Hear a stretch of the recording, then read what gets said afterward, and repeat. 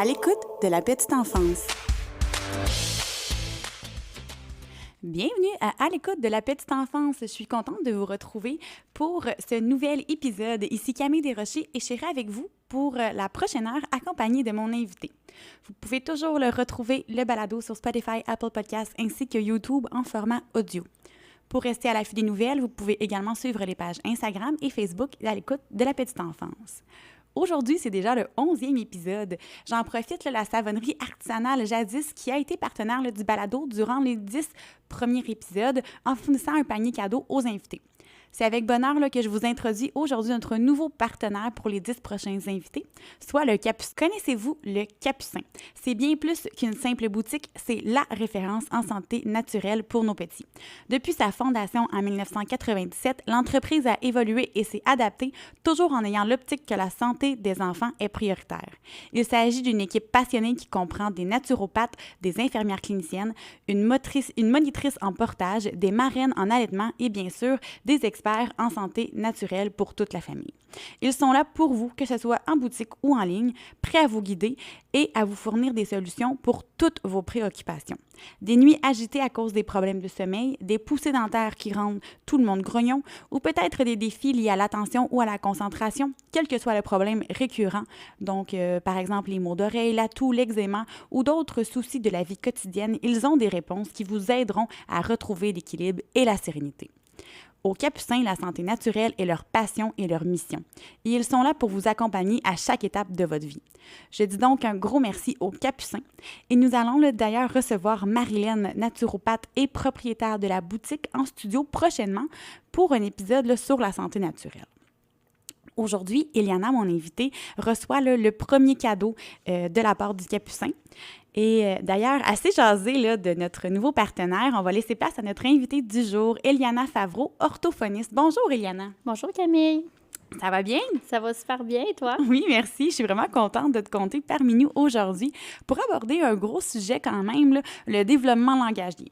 On va se rappeler que le développement de l'enfant, c'est un processus global et intégré, ce qui veut dire que l'enfant évolue dans tous les domaines à des rythmes différents et que tous les domaines sont interreliés. Ils s'influencent tous, d'où l'importance de bien les connaître. Nous avons vu, par exemple, la motricité globale dernièrement, qui fait partie, en fait, du domaine physique et moteur avec la physiothérapeute Karianne Fournier. Et aujourd'hui, on va se pencher sur le développement langagier qui, en soi, est un des 4 domaines de développement de l'enfant. C'est entre autres pourquoi je suis vraiment contente de te recevoir pour aborder ce sujet-là. Mais avant qu'on plonge dedans, je vais quand même te laisser la place pour te présenter afin qu'on puisse se connaître un petit peu mieux. Oui, bonjour tout le monde. Je suis Eliana Favreau, orthophoniste. J'ai gradué en 2019 à l'Université de Montréal. J'ai ensuite travaillé comme orthophoniste scolaire à Sorel-Tracy pendant 1 an. Ensuite, je me suis dirigée vers le privé. Donc, j'ai travaillé 2 ans de temps à la clinique, dans une clinique privée à Victoriaville. Maintenant, en fait, je me suis ouvert ma propre clinique, clinique EF, Eliana Favreau, orthophoniste à Victoriaville. Je travaille aussi pour la clinique Cazen, qui est une clinique ambulatoire où on offre des prestations de services d'évaluation, en fait, partout au Québec. Donc, c'est vraiment intéressant. On se promène dans toute la région du Québec. Puis, je travaille également aussi à la clinique audiologique de Granby, où est-ce que je vais faire des évaluations également chez les tout-petits. Donc, je m'intéresse vraiment à tout ce qui est langagier, tant chez les 0-5 ans, les enfants d'âge scolaire, cégep, secondaire, même les jeunes adultes. Donc, c'est vraiment ma passion. C'est toujours plaisant pour les auditeurs, le temps d'apprendre à te connaître, mais aussi de voir qu'il y a des professionnels qui ont des beaux parcours puis qui sont passionnés, qui sont investis dans leur profession, puis que vous abordez aussi une importance à la formation continue. C'est sûr que dans certains cas, comme dans le tien, vous avez des ordres professionnels qui régissent un peu ces pratiques-là, mais c'est toujours beau de voir que vous le faites avec passion puis que ça vous tient à cœur, dans le fond, de toujours évoluer dans votre profession et de vous maintenir à jour. Moi, je voulais lève mon chapeau. Merci. Puis avant qu'on tombe dans la partie un peu plus spécifique, là, est-ce que tu peux nous dresser un portrait du développement langagier des enfants qu'on va dire un normal, OK? Puis encore une fois, là, pour les habitudes du balado, vous avez compris que le normal est mis entre guillemets, que chaque enfant là, va évoluer à son rythme en suivant les étapes du développement typique, habituellement.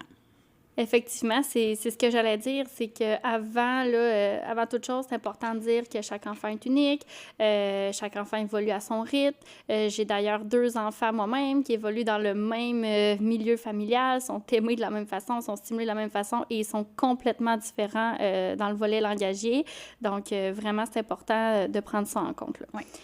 Par rapport à ce qu'on observe, en fait, là, de plus normal, entre guillemets. Au niveau de la compréhension du langage, on dit que vers 5-6 mois, là, déjà, l'enfant peut reconnaître certains mots qui sont familiers, mais qui sont associés à des gestes. Donc, par exemple, le non, non, non, puis on fait signe de non de la tête, bien, l'enfant peut commencer à comprendre ça, ou comme le bye-bye, associé toujours avec le geste, l'enfant de 5-6 mois là, peut commencer à reconnaître certains mots. Ensuite, vers 6-8 mois, il va même distinguer et mémoriser maintenant certains mots fréquents, mais c'est toujours des balises, là, tu sais. Ensuite, vers 9 mois, il va attribuer un certain sens aux mots. Donc, toujours approximatif, là. Ça ne sera pas clair, net et précis dans sa tête, mais il va y avoir un certain sens là, qu'il va attribuer aux mots qu'il entend tout le temps.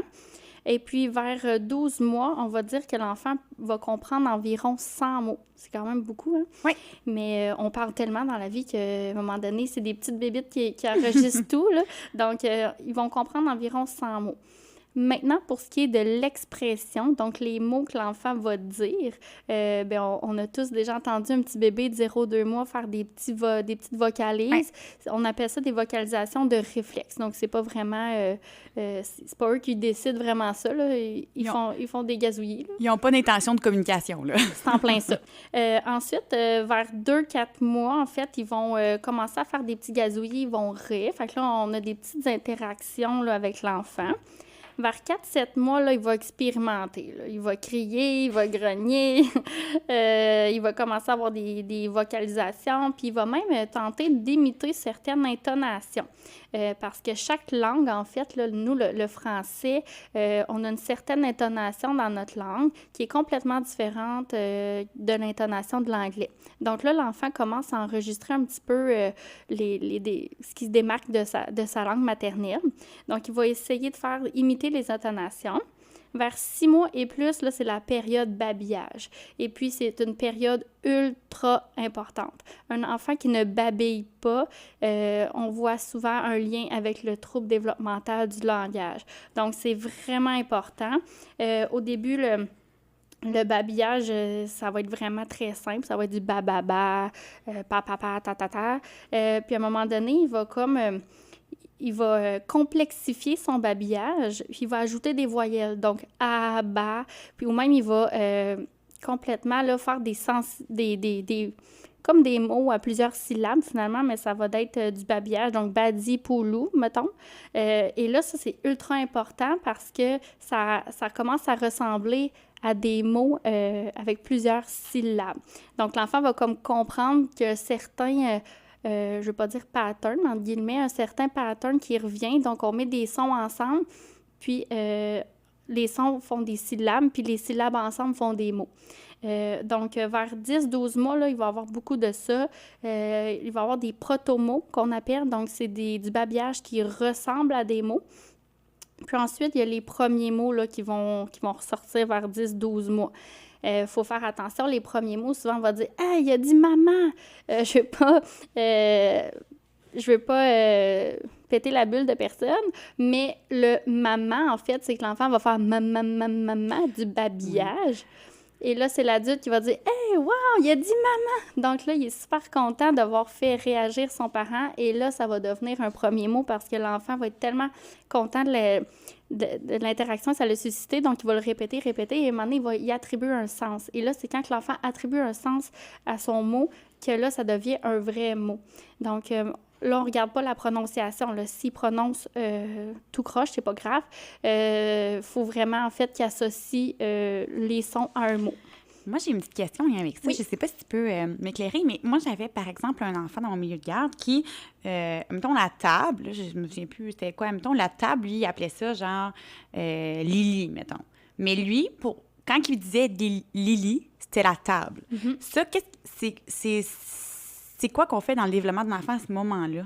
Mais en fait, pour lui, c'est un mot. Donc, c'est ça, donc on le comptait comme un mot. Parce qu'on regardait justement, parce que genre, on suspectait peut-être un petit retard, peut-être aller justement débuter là, des consultations en orthophonie. Mais c'est ça, fait nous, avant qu'on s'était fait expliquer, il fallait le compter comme un mot.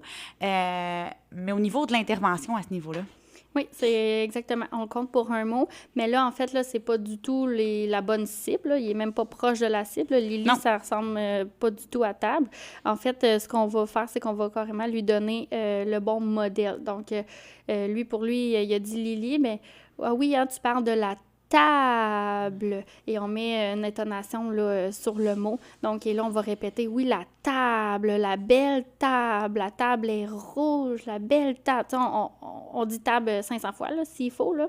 Mais à un moment donné, il va enregistrer que le bon mot, c'est table. OK. Donc, on fait juste du modeling un peu, mais on ne pousse pas plus loin la chose. Là. On ne pousse pas plus loin et on ne demande pas à l'enfant de répéter nécessairement. Dans nos bureaux, à nous, en orthophonie, on est exigeant. On demande de répéter parce qu'ils sont là pour travailler. Mais dans un contexte où, en CPE ou à la maison, on ne veut pas que l'enfant se sente diminué ou qu'il perde l'intérêt à communiquer, en fait. On veut toujours qu'il garde son intérêt. Oui. Donc, on lui donne le bon mot et si on attend, puis s'il ne répète pas, en fait, on peut dire oui. Mais là, un enfant plus vieux, par exemple, on pourrait dire oui, on mange sur la... Là, on attend, on fait une genre de phrase porteuse. Là, on espère qu'il dise table. Et s'il ne le dit pas, on dit oui, on mange sur la table. On attend qu'il finisse le mot bleu, peut-être. S'il ne le fait pas, ben on laisse tomber. Puis au moins, il aura entendu la bonne façon. Super. Bien, merci pour cet éclaircissement. Ça fait plaisir. Et là, si je continue dans le développement, en fait, là, vers 18 mois, on s'attend que l'enfant dise à peu près 50 mots.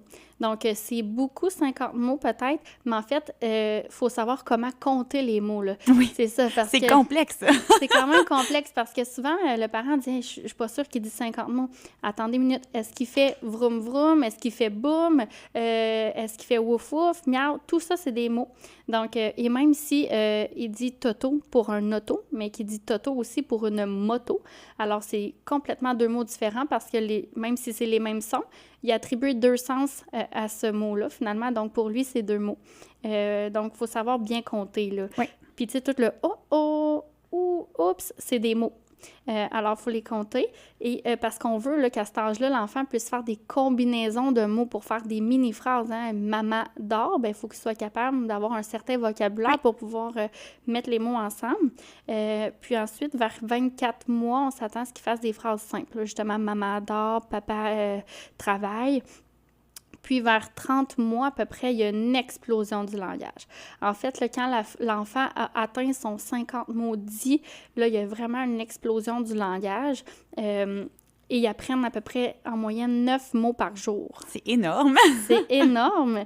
Puis, donc, c'est ça. Donc, après 30 mois, par exemple, là, le vocabulaire, on va dire, ça va être moins intense, là, l'apprentissage, parce que l'enfant, vers 2 ans et demi, le rythme va ralentir un peu. C'est de deux mots par jour environ qu'ils vont apprendre, parce que là, il va se concentrer sur autre chose. Il va se concentrer sur maintenant la structure de phrases, donc allonger les phrases et tout ça.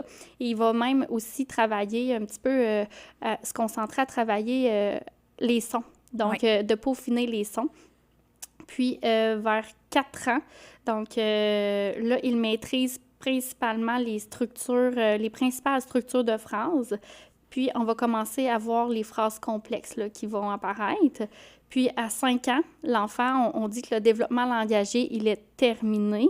Donc là, on va regarder ce qui est plus complexe, le discours. Donc, l'enfant, il serait déjà rendu à faire une construction de récit et on ne devrait plus voir aucun son modifié là, à ce moment-là. OK. Parce qu'à 5 ans, c'est vraiment terminé, on va dire, le développement du langage.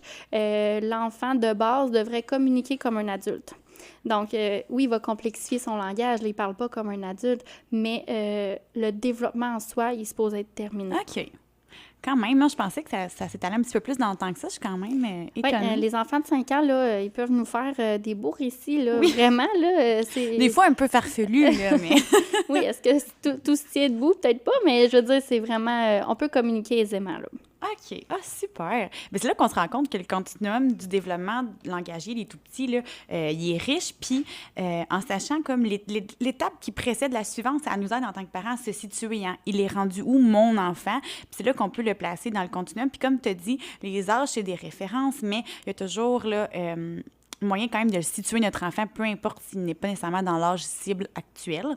Puis des fois aussi, pour plusieurs raisons, en tant que parent, on va s'inquiéter des habiletés de nos enfants. C'est normal, ça fait partie du rôle de parent. Puis on a peur que notre enfant soit différent. C'est des craintes qui nous appartiennent. Mais justement, là, qu'est-ce qui peut réellement venir semer là, des petites inquiétudes au niveau langagier? Puis encore une fois, là, juste un petit instant, pour vous dire qu'on ne veut pas que vous portiez de diagnostic aujourd'hui. On ne veut pas que vous partiez en peur.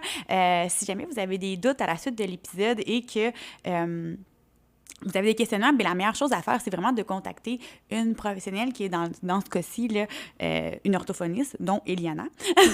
Oui. Donc, pour revenir à nos moutons, est-ce que tu peux nous pister un peu sur les signes à observer qui pourraient, en fait, nous amener prochainement peut-être vers une consultation? Moi, un enfant, là, qui est, en fait, ce qui est principalement problématique, c'est un enfant qui n'est pas capable de communiquer ses besoins.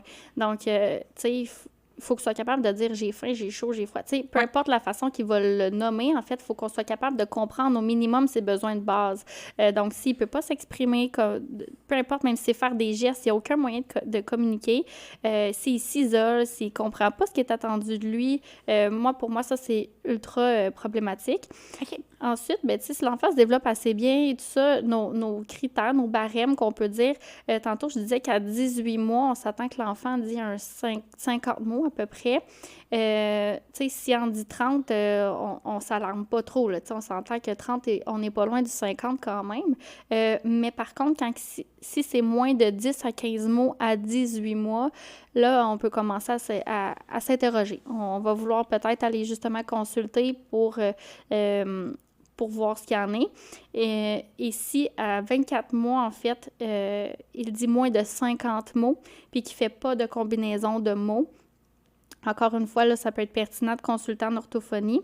Un autre critère, ça serait que si vers 3 ans, là, les parents ne comprennent pas du tout ce que l'enfant dit, c'est important de consulter parce qu'il faut savoir qu'un parent va comprendre son enfant dans la majorité des situations, souvent, même si les mots sont complètement hors de la cible, là, mais le parent va quand même comprendre son enfant. Mais là, si même le parent ne le comprend pas, là, faut faire quelque chose.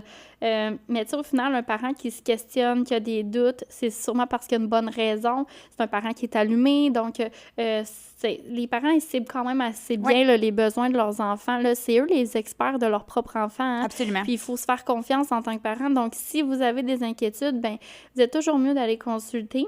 Dans le pire des cas, ce qui va ressortir de la rencontre, ça va être tout simplement des recommandations claires en lien avec les besoins spécifiques de votre enfant.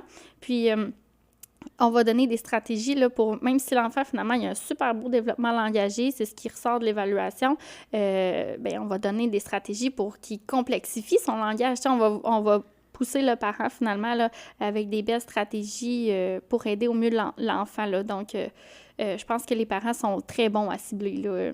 Vraiment. Puis il faut se faire confiance aussi en nos compétences parentales. Puis souvent, quand on a confiance en nos compétences parentales, mais ça se transmet aussi de la manière qu'on intervient auprès de notre enfant. Puis c'est gagnant, ça aussi. Effectivement.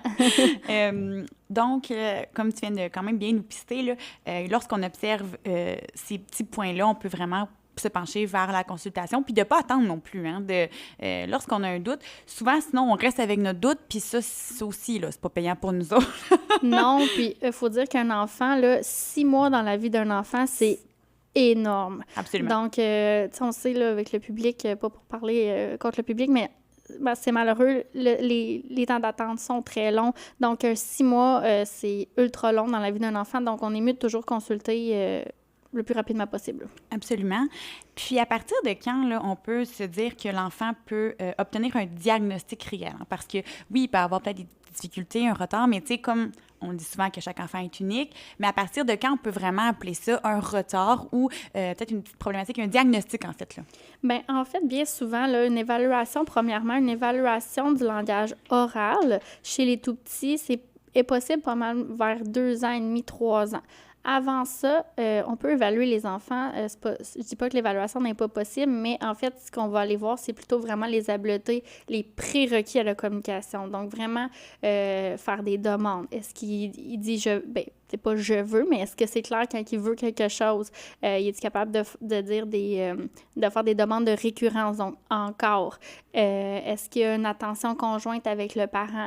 Est-ce qu'il y a le contact visuel? Donc, vraiment, la base, là, finalement, la fondation de la maison, est-ce qu'il y a tout ça?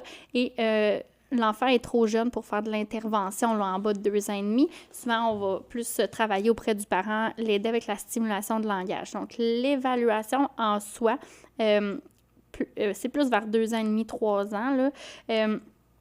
Puis, à cet âge-là, en fait, ce que l'orthophoniste va aller faire, c'est on va aller évaluer la compréhension des consignes, des concepts, des questions, du vocabulaire. Donc, quels sont les mots que l'enfant comprend. On va aller voir aussi au niveau de l'expression, donc les sons de la parole, comment est-ce qu'ils sont produits, les phrases, est-ce qu'ils s'expriment juste par des mots isolés, est-ce qu'ils combinent des mots, est-ce qu'il fait des petits énoncés de 4-5, des phrases de 4-5 énoncés. Ensuite, on va aller voir le vocabulaire aussi qu'il utilise. Hein. Tantôt, on a parlé du vocabulaire qu'il comprend, mais aussi le vocabulaire qu'il prend pour parler. Donc, les parties du corps, les couleurs, les aliments, les animaux, etc. Et on va plutôt, à cet âge-là, ça va être rare que moi, personnellement, je vais émettre un diagnostic très clair de trouble développemental du langage. Je veux en fait, même notre ordre professionnel nous recommande fortement de faire un petit 6 mois d'intervention là, pour voir si l'enfant va progresser. Parce qu'on va donner une petite chance à l'enfant quand même de travailler. Si on voit que malgré l'intervention, il y a très peu d'évolution ou qu'il n'y a pas du tout d'évolution, alors là, on va statuer un trouble développemental du langage. Donc là, vers 2 ans et demi, 3 ans, là, je le répète. Puis, mais par contre, à cet âge-là, on peut parler d'un trouble des sons de la parole. Parce qu'il y a des patrons, on va dire, qui sont standards au niveau des transformations des sons. Donc, il y en a qui c'est comme normal de faire ces transformations-là, mais il y en a qui sont très immatures, qu'à partir de 2 ans et demi, 3 ans, il ne devrait plus y avoir ces transformations-là. Alors là, on peut parler d'un trouble des sons de la parole. Et ça, c'est pas un diagnostic qui est à vie. Donc, quand l'enfant n'a plus d'erreur au niveau des sons de la parole, bien, c'est un diagnostic qui s'enlève. Donc, c'est pour ça qu'on peut émettre ce diagnostic-là assez rapidement. Puis, en fait, ça permet à l'enfant ensuite d'avoir droit à des services, là. Donc, le fait d'avoir un diagnostic quelconque, la subvention dans les CPE, les références vers les centres de réadaptation pour un service au public est possible. Donc, ça ouvre un petit peu les portes pour l'enfant. Mais c'est ça, on va émettre une hypothèse. On va émettre un diagnostic de trouble développemental du langage plus tard. Par contre, à 5 ans, là, c'est clair, comme on a dit tout à l'heure, le développement langagier est pas mal terminé. Donc, si un enfant a encore un langage qui est très immature, donc il produit des sujets-verbes seulement comme phrases, donc « maman adore » ou très peu de sujets-verbes compléments, « maman, la pomme est verte », exemple, et qu'il y a beaucoup d'erreurs de son. Là, par exemple, à 5 ans, dès la première évaluation, on peut émettre un trouble développemental du langage. Quand même, mais c'est aussi des belles victoires. Hein? Quand tu prends un enfant, puis tu lui, tu sais, on dit on a un trouble des sons et de la parole, puis que tu vois que 6 mois plus tard, on le réévalue, puis on voit qu'il a vraiment progressé, puis que finalement, que simplement avec la petite stimulation au quotidien, ben c'est vraiment des belles victoires, je pense, pour les intervenants. Ça doit être gratifiant là, pour toi de voir ça dans ton bureau. Oui, effectivement. Les parents aussi sont fiers. Ah, ça, c'est certain. Ben merci de ces éclaircissements, parce que je sais que plusieurs là, se demandent ça. Souvent, les parents vont associer l'aide ou le support d'un professionnel, dans certains cas, du moins, comme une problématique que leur enfant traverse, avec la crainte qu'elle ne soit pas passagère, en fait. Donc, c'est bien de savoir qu'on peut avoir un défi sans que ça soit nécessairement un trouble. Hein. Mais il ne faut pas, justement, comme on l'a dit tantôt, je pense que c'est juste important de le répéter pour être certain que tout le monde le comprenne bien, que de ne pas essayer d'aller consulter quand on a un doute. Puis, comme tu l'as dit tantôt, au pire, vous revenez avec des recommandations à la maison, puis ça va juste aider votre enfant dans son développement. Là. Ça ne sera pas perdu ce temps-là là, chez la professionnelle. Effectivement. Puis aussi, dans le fond, je pense que tu nous avais quand même bien nommé les troubles de langage les plus répandus chez les 0-5 ans. Ça doit être vraiment ce que tu viens de nous énumérer. Oui, mais il y en a d'autres. Ah, vas-y. Il y en a d'autres. En fait, là, justement, le trouble des sons de la parole, il y a comme 4 types. Okay. Moi, ce dont je parlais tout à l'heure, c'est plus du type phonologique, on va dire. Donc, vraiment, là, c'est les sons qui sont transformés, mais il n'y a aucune problématique neurologique ou moteur. Donc, l'enfant a tous les muscles nécessaires. Il n'y a pas de difficulté à ce niveau-là. Ensuite, il y a la dyspraxie verbale. Ça, c'est un diagnostic qu'on voit quand même assez fréquemment. Oui. En fait, ça, c'est les sons de la parole sont transformés. C'est un problème au niveau du mouvement de la parole. Donc, c'est un trouble, on va dire, neurologique qui affecte la planification et la programmation des mouvements de la parole. Donc, l'enfant a tous ses muscles. Les muscles, ils travaillent. En fait, c'est... Pour produire, exemple, le son A, je vais donner un exemple, ça va être plus clair. Pour produire le son A, on ne réfléchit pas. Hein? On fait juste faire A, puis notre cerveau, il a envoyé la commande au bon muscle, puis ça se fait tout seul. Un enfant qui a une dyspraxie verbale, en fait, c'est cette planification-là, le message qui est envoyé au cerveau, en fait, là, que peut-être il y a un petit bug. Donc, l'enfant doit apprendre que pour faire le A, il doit placer sa bouche comme ça. Le A, c'est très simple, là, mais tu sais, souvent, on va le voir dans les mots les plus longs. Là, ça devient difficile. Les erreurs sont inconstantes, donc il peut faire... 3 fois de suite, il peut produire le mot super bien 3 fois de suite, mais après ça, les 5 fois d'après, les erreurs sont un petit peu partout. Donc ça, c'est la dyspraxie verbale. C'est quand même un diagnostic qu'on voit fréquemment. Oui. Il y a aussi, ben là, ça c'est moins fréquent, là, mais dans les troubles des sons de la parole, on entre aussi la dysarthrie, mais là, on parle vraiment d'un trouble, d'une atteinte des nerfs. Là. Tu sais, c'est vraiment les enfants fortement handicapés, lourdement handicapés, là, qui peuvent présenter ça. Puis ensuite, il y a le trouble articulatoire qu'on entend quand même assez fréquemment aussi, parler sur le bout de la langue, là, par exemple. Okay. Donc, il y a ça. Puis, il y a le trouble développemental du langage, comme on disait tout à l'heure, qui affecte autant la sphère réceptive, qu'on va dire la compréhension du langage qu'expressive, donc la manière dont on parle. Puis, il y a le bégaiement aussi, chez l'enfant. Oui. Là, c'est pas mon domaine, mais les grandes lignes, en fait, souvent, ce qu'on va dire, c'est que pour aller consulter au niveau du bégaiement, en fait, c'est que l'enfant doit avoir bégayé pour un 6 mois de temps environ, là. Parce qu'il y a une période dans le développement langagier de l'enfant où est-ce que le bégaiement est transitoire. C'est quasiment normal de bégayer pendant cette période-là. Là, c'est juste que si ça perdure plus de 6 mois, bien là, c'est là qu'on va dire, allez consulter. Il y a peut-être quelque chose. Puis, il y a le trouble les troubles orofacio-myofonctionnels, oui, communément appelés les TOM, ou bien déglutition atypique. Et là, souvent, c'est les orthodontistes qui vont nous référer en orthophonie. C'est vraiment le mauvais positionnement de la langue qui va affecter le déplacement des dents, là, le placement des dents, tout ça. Donc, les enfants qui ont besoin de broches et tout, souvent, la langue n'est peut-être pas bien placée, là. Donc, on travaille ça aussi. Souvent, c'est des troubles associés chez les enfants. Bien, c'est quand même une bonne gamme de troubles au niveau langagier qu'on peut développer. Il y en a d'autres, là, en fait. Là. Oui, non, ça, c'est certain. Puis, lorsqu'on parle d'un trouble, est-ce que c'est un état dans le sens, est-ce que c'est un trouble qui va perdurer dans le temps ou un de ces 4, on peut se réveiller sans le trouble? Non, en fait, là, c'est ça, le trouble développemental du langage. C'est pour ça qu'on est prudent aussi quand on émet le trouble, le diagnostic, en fait, parce que c'est un diagnostic qui va demeurer à vie. Hein. Le cerveau, il est fait comme ça, il s'est développé comme ça pour le langage. Mais par contre, le trouble des sons de la parole de type phonologique, donc juste des sons transformés, ça, par contre, comme je disais tout à l'heure, on peut l'enlever. Oui, OK, super. Ouais. Mais c'est quand même important. Puis pour les gens, par exemple, là, qui ont un trouble développemental du langage, est-ce qu'il y a des consultations ou des exercices sont à faire tout au long de la vie ou la personne peut, à un certain moment donné, comme se défaire de ces consultations-là? Ben, en fait, ça va demeurer toujours un petit enjeu pour la personne, mais souvent, les gens vont bien jongler avec tout ça. Là. Les adultes qui ont un trouble développemental du langage, souvent, on s'en aperçoit pas beaucoup parce qu'ils deviennent très habiles là, pour camoufler leurs difficultés. Ils vont pas faire exprès de se mettre dans des situations où est-ce qu'ils savent que là, moi, quand je fais des phrases hyper complexes, j'ai de la misère, donc ils vont pas se mettre dans des situations comme ça. Ils vont faire des phrases plus simples.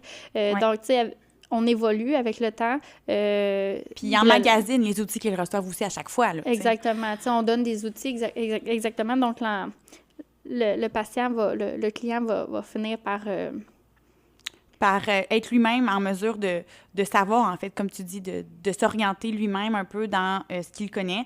Puis, effectivement.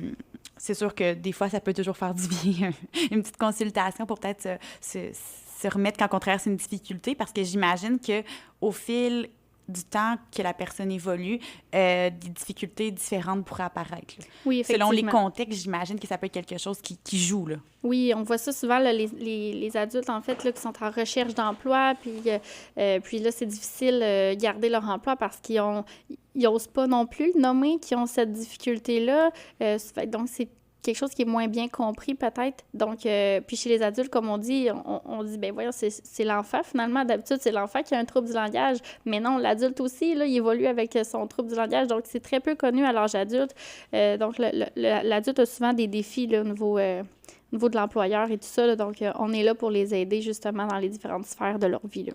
Ah, c'est super. Puis, tu sais, je pense qu'aussi, là, au niveau du langage écrit, je pense que maintenant, la dyslexie, dysorthographie, c'est quelque chose qui est quand même mieux connu. Tu sais, même à l'université, dans le milieu de travail, ils offrent souvent les outils là, pour aider les gens qui ont un plan d'intervention, qui ont un diagnostic. Mais j'avoue qu'au niveau du langage oral, c'est très rare que j'entends ça. Oui, c'est très... on se dit, ben là, il est adulte, il sait parler, mais il travaille peut-être très fort pour parler comme ça. Ça lui demande beaucoup plus d'énergie qu'à toi et moi, mettons. Exact. Eh bien, merci là, pour ce segment-là. On va prendre une petite pause et au retour, on va se pencher un peu aussi sur des petits trucs, là, autant au quotidien que dans les milieux, pour les aider à soutenir leur langage et à les stimuler.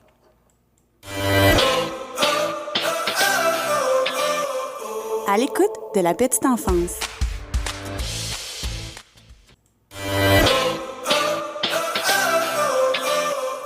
À l'écoute de la petite enfance. Bienvenue à l'écoute de la petite enfance. Donc, nous sommes là, toujours avec Iliana, orthophoniste, là, pour nous parler du développement langagier de nos tout-petits. On va se diriger un peu là, sur des petites choses simples là, du quotidien qu'on peut utiliser pour soutenir ou bien stimuler là, le langage de nos cocos. Oui, en fait, une des choses que je nomme souvent aux parents, c'est parler à votre enfant. Rien de moins. En fait, plus on parle à notre enfant, plus il enregistre les mots qu'on dit, plus il comprend, plus il apprend. Donc, c'est vraiment le secret, en fait. Là. Donc, de mettre des mots sur vos actions. Donc, exemple, que vous êtes en train de couper des carottes pour le souper. On peut installer bébé, même bébé, là. Moi, mon bébé de 3 mois, j'expliquais tout ce que je faisais, même s'il n'était pas là du tout. Mais donc, on fait des actions concrètes et on met des mots sur nos actions. Donc, ça devient concret pour l'enfant. Puis, à un moment donné, tu sais, nous, je donne l'exemple de couper les carottes. En fait, on coupe les carottes, on coupe les carottes, on coupe les carottes. On peut le dire 500 fois. On a l'air un petit peu des robots, mais on essaie de faire ça dans le jeu. Puis là, l'enfant, souvent, il va trouver ça drôle. On essaie de... Puis là, il va associer que le mot « coupe », c'est associé à cette action-là. Donc là, il va peut-être comprendre la prochaine fois le mot « coupe ». C'est un exemple parmi tant d'autres, mais aussi de mettre des mots sur les actions des enfants. ça devient encore plus concret. Donc, pour eux, là, s'ils sont en train de, je sais pas moi, de jouer avec le chien, bien, « Oh, tu joues avec le chien? Wow, tu joues bien! » On met vraiment des mots sur leurs actions. Puis, on décrit tout ce qu'on voit. Là, on se promène en voiture, on parle à notre enfant. Hey, « As-tu vu, la pelouse est verte? » N'importe quoi. On va aussi répéter les mots qu'ils vont dire. Donc, exemple, que même au niveau des bébés, là, mon bébé fait « bababa », ben moi, je vais dire « Ah, bababa ». Puis, je vais en ajouter, tu sais, pour qu'ils entendent. Donc, je vais faire « bababa », mais après ça, je vais faire « papa ». Puis, je vais essayer d'attendre, voir s'il va répéter. Ici, il a dit un mot, exemple, qui a dit « Hey, le beau sien » au lieu d'un chien, ben je vais lui dire « Oh, wow, le beau chien ». Je vais mettre l'accent sur le son qui a été transformé. Il y a aussi la règle du +1 là, qui est merveilleuse, qui permet vraiment de bonifier le vocabulaire. Ouais. Donc, exemple que l'enfant dit, il pointe, hein, chien, puis il me pointe le chien, ben je vais dire, oui, le beau chien. Donc, j'ai fait la règle du +1, j'ai ajouté beau à sa production. Si l'enfant a dit le beau chien, ben moi, je vais dire, oui, le beau chien court. Donc, j'ai ajouté un mot, encore une fois, à sa production. Ouais. Et là, s'il me dit le chien court, ben je vais dire, le chien court vite. Vous comprenez le principe? Oui. Donc, c'est vraiment important. Puis, on suit l'intérêt de l'enfant. S'il regarde quelque chose, on commente ce qu'il est en train de regarder, peu importe. Puis, on se met à son niveau. Donc, c'est vraiment des stratégies de base à employer là, dans le quotidien. Donc, il y a plein d'occasions de stimuler le langage de votre enfant en tout temps. Juste de parler, finalement. Non, c'est ça. Puis c'est tellement des choses simples. Il faut juste y penser, hein. Puis de toujours interagir avec nos enfants. Moi, je me souviens, quand ils étaient petits, à un moment donné, je me suis dit, mon Dieu, il me semble que j'ai pas parlé de la journée. Puis là, c'est là que j'ai commencé à plus le faire parce que on dirait que je parlais dans ma tête. Tu sais, je faisais toute ma journée avec lui. Puis, à un moment donné, je me suis rendu compte, non, il faut que tu y parles. Tu sais, il faut que tu sois un modèle pour lui au final. Là. Mais il a quand même fallu que je passe une journée à faire comme, mon Dieu, il me semble que j'ai pas parlé de la journée quand mon chien est arrivé le soir. J'ai dit, ouais, peut-être qu'aujourd'hui, t'as une petite lacune. Là. Mais non, mais c'est ça, il faut juste y penser dans le fond. Là. Oui, mais il y a plein de parents, en fait, qui le font déjà, puis ils s'en rendent même pas compte qu'ils le font. C'est inné, là, chez certaines personnes. Donc, c'est vraiment de mettre l'accent là-dessus. Mais c'est super. Puis si on se dirige plus vers les jeux pédagogiques, les outils, en fait, qu'on peut peut-être utiliser, je pense que ça va quand même beaucoup parler aux intervenants puis aux parents aussi qui peut-être traversent des petits défis là, avec leurs enfants au niveau langagier. Oui, mais là, en fait, vous avez trouvé ma réponse un peu plate. Vu que je fais partie d'un autre professionnel, j'ai pas le droit de promouvoir certains jeux. Mais, en fait, même si je le pouvais, en fait, je suis pas sûre que je dirais « Hey, prenez ce jeu-là pour travailler telle affaire. » Parce que, en fait, on n'a pas besoin de jeu pour travailler le langage. On peut stimuler le langage de notre enfant en tout temps. Donc, moi, c'est vraiment ma vision, là. Donc, on n'ajoute pas une charge supplémentaire aux parents. Le parent, il faut déjà qu'il plie sa brassée de linge. Donc, pourquoi pas impliquer notre enfant et, à ce moment-là, faire de la stimulation de langage avec des choses très simples de la vie quotidienne. Donc, quand on prend le bain, on cuisine, on prend une marche, peu importe. Mais si vous voulez des idées de jeu, je peux donner quand même des idées globales intéressantes. Moi, chez moi, j'ai toujours des aliments à découper, des petites figurines d'animaux, des blocs, des petites maisons et beaucoup de livres. Donc, dès qu'on... Moi, mon bébé, il est tout petit, il y a 9 mois, en fait, là. Puis, après le bain, c'est le dodo. Puis, je lui lis déjà une histoire. À tous les soirs, il y a un petit livre sur sa table de chevet, puis je lui lis une histoire. Il veut juste le manger, le livre, mais... Moi aussi, c'est pas mal ça. C'est pas mal pareil chez nous. Mais il entend il voit des mots, il voit des actions aussi. Mes mots réfèrent à des actions dans le livre. Donc c'est ça. Donc, c'est vraiment... Puis, tu sais, tous des jeux où est-ce qu'on peut jouer avec notre enfant, puis se faire des scénarios, entrer dans l'imaginaire. C'est ça. Donc, ce serait vraiment ça ma recommandation, plutôt qu'un jeu précis pour travailler. Mais je pense que n'importe qui écoute ça est content d'entendre ça parce que on est beaucoup dans une société de consommation. Puis souvent, on pense que... Puis aussi, il y en a qui achètent des jeux pour les laisser à disposition, mettons, des enfants, mais qui prennent pas le temps non plus. Mais c'est pas parce qu'on se procure un outil qu'on l'utilise bien non plus. Donc, moi, je trouve que c'est vraiment une belle vision de la chose que tu as, là, d'utiliser le plus possible. On en a une voix, on en a une parole, donc utilisons-la à bon escient pour notre enfant, dans le fond. Effectivement, c'est en plein ça. Donc, Bien dit. donc, ben écoute, c'est des belles suggestions. Puis, pour les auditeurs, en fait, là, je vais vous faire je vais vous dresser un peu là, les petites recommandations qu'Eliana là, nous a fait aujourd'hui. Je ne sais pas encore là, si ça va être dans la barre de description ou en publication. Vous pourrez le retrouver à un des deux endroits, peut-être les deux. Donc, avant qu'on parle de tes services là, en tant qu'orthophoniste, on va légèrement parler d'un sujet quand même chaud dans certains cas, les suces. Hein? Les sucettes, je crois, pour nos amis européens. Mais qu'en est-il là, de ces fameuses suces, là, leur usage, lesquels, tu vois? Bien, premièrement, en fait, je tiens à préciser que je ne suis pas contre l'usage de la suce. Là. Mes 2 enfants ont une suce. Ce que je suis, pas dire contre, là, mais ce que j'aime moins, c'est l'usage excessif de la suce. Parce qu'en fait, premièrement, un enfant qui a une suce dans la bouche va avoir moins d'occasion de s'exprimer. S'il y a toujours la suce dans la bouche, bien, il va falloir qu'il enlève sa suce pour communiquer. C'est comme un effort supplémentaire, mais parfois, c'est suffisant pour faire en sorte que l'enfant ne communique pas. Donc, ça enlève beaucoup d'occasions de communiquer. Mais principalement, la suce cause beaucoup de dommages, en fait, au placement, au développement des dents. C'est surtout ça, en fait, là, parce que je dois dire d'abord que la langue doit être... le bon positionnement de la langue. En fait, la langue doit se placer en arrière des dents, tout près des dents du haut, là, dans le palais, et elle ne doit jamais toucher aux dents.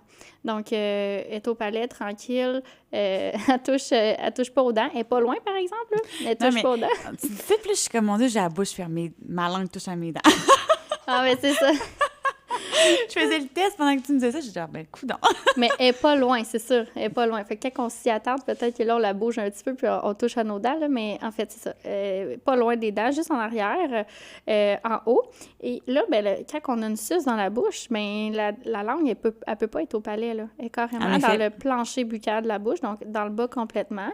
Qu'est-ce que ça fait? Ça fait qu'en fait, la langue, qui est un puissant muscle, hein, la langue est très forte pour son petit gabarit. En effet. Et elle pousse constamment sur les dents du bas. Et c'est très puissant, comme je disais. Donc, elle pousse très fort, finalement, sur les dents du bas, puis elle pousse en permanence.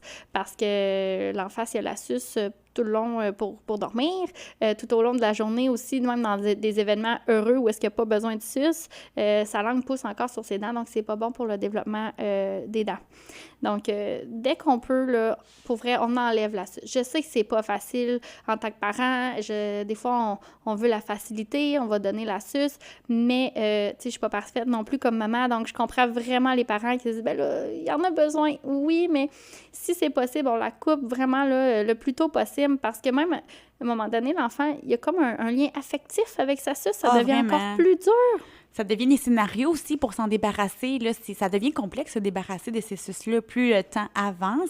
Puis des fois, je pense que c'est un choix aussi de bataille. Hein? On travaille quelque chose, en échange, on fera la suce plus tard. Hein? Fait que c'est aussi toujours des choix à faire à ce niveau-là, je pense. Oui, c'est ça. Il faut faire attention. C'est ça, selon le contexte familial. Ouais. Là. Mais tu sais, quand c'est possible, on l'enlève. Puis, en fait, tu sais, du moins, on peut se dire, on l'enlève le jour. Tu sais, l'enfant qui fait du ski n'a pas besoin de sa suce. L'enfant, pour s'endormir, il a peut-être besoin de sa suce, c'est correct, tu sais. Mais qui fait du ski, on va laisser faire. Parce que en plus, il est heureux, là. Il n'a pas besoin de sa suce. En plus, ça y enlève des occasions de parler.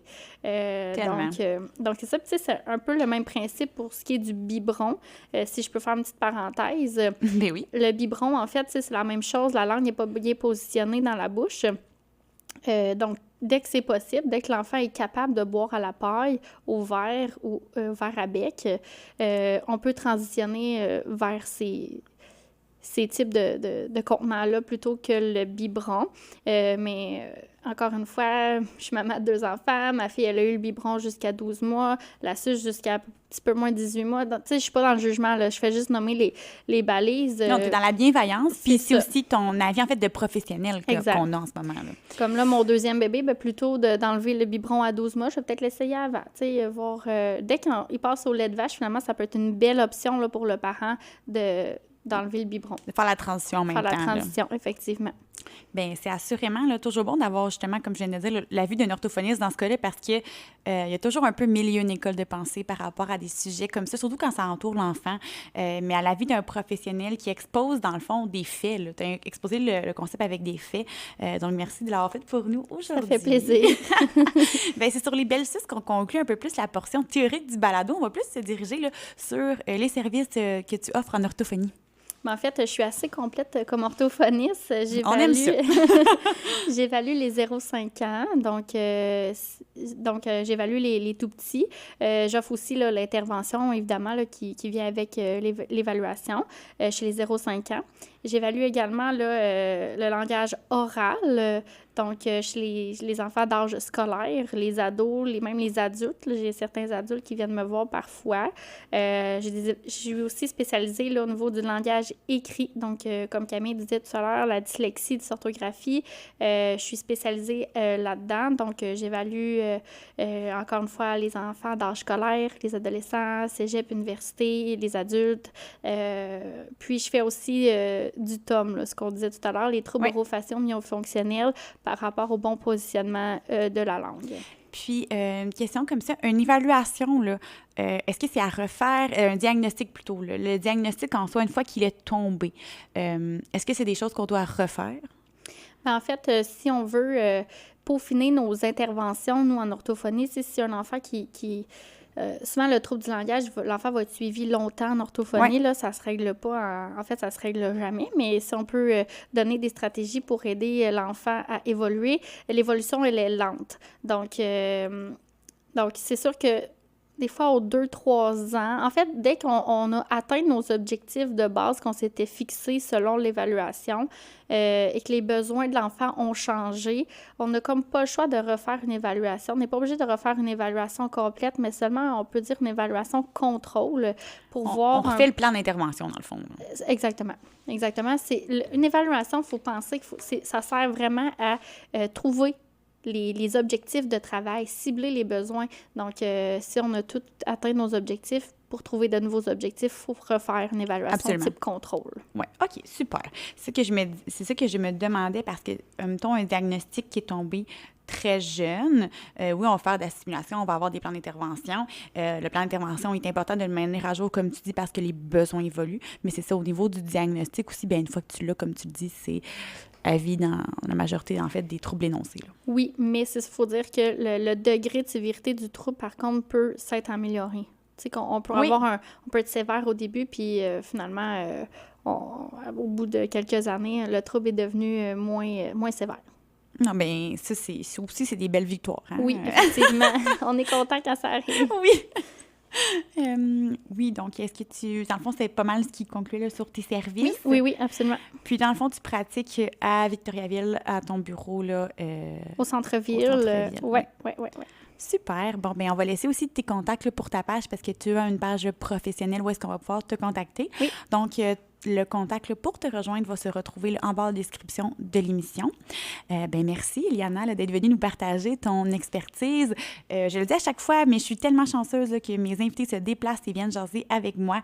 C'est tellement plaisant et enrichissant en même temps.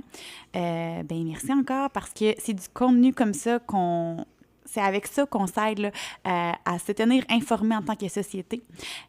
Puis j'en profite là, pour te demander, toi, as-tu un petit mot, un merci, un coucou à faire passer? Oui, bien en fait, merci Camille de cette opportunité. C'est super agréable en tant que professionnelle. Mais en fait, ce que je veux dire aux parents, c'est que n'oubliez pas, vous êtes vraiment tous de très bons parents. Vous avez vraiment des belles stratégies déjà en place pour stimuler le langage de votre enfant. Donc, la règle d'or aujourd'hui, c'est faites-vous confiance. Et parlez à votre enfant, c'est tout. Donc, puis amusez-vous en le faisant aussi. Donc, oui, c'est pas une corvée, là. Du tout. Donc, amusez-vous, faites-vous confiance, puis n'oubliez pas que chaque enfant évolue à son rythme. Ah, ben c'est des belles paroles, un beau mot de la fin. Là, je pense que c'est une des premières fois là, qu'on prend le temps de le souligner ici. Puis c'est important, en fait, ça me rappelle que j'aurais dû le faire avant. Mais oui, effectivement. Là, donc, merci encore. Puis je remercie, en fait, le studio du C'est Fou 89.1 FM de me permettre de réaliser là, ce beau projet-là. Et le dernier merci là, va aux auditeurs là, qui nous écoutent, puis en fait, là, qui rendent ce projet-là plaisant à faire parce qu'on a des retours. Je vois, en fait, là, les gens qui interagissent, qui m'écrivent à la suite des épisodes ou des professionnels aussi qui me contactent pour venir là, discuter d'un sujet sur le balado. Donc, c'est toujours là, plaisant pour moi. Donc, n'hésitez pas, là, comme je vous dis, à m'écrire, en fait, à nous étant moi, à m'écrire là, des commentaires constructifs, des suggestions, des retours sur comment vous avez trouvé l'épisode. Tout se dit positif comme négatif, là, tout est dans la manière de le dire. Donc, je vous dis là, un gros merci et on se revoit là, la semaine prochaine. À l'écoute de la petite enfance.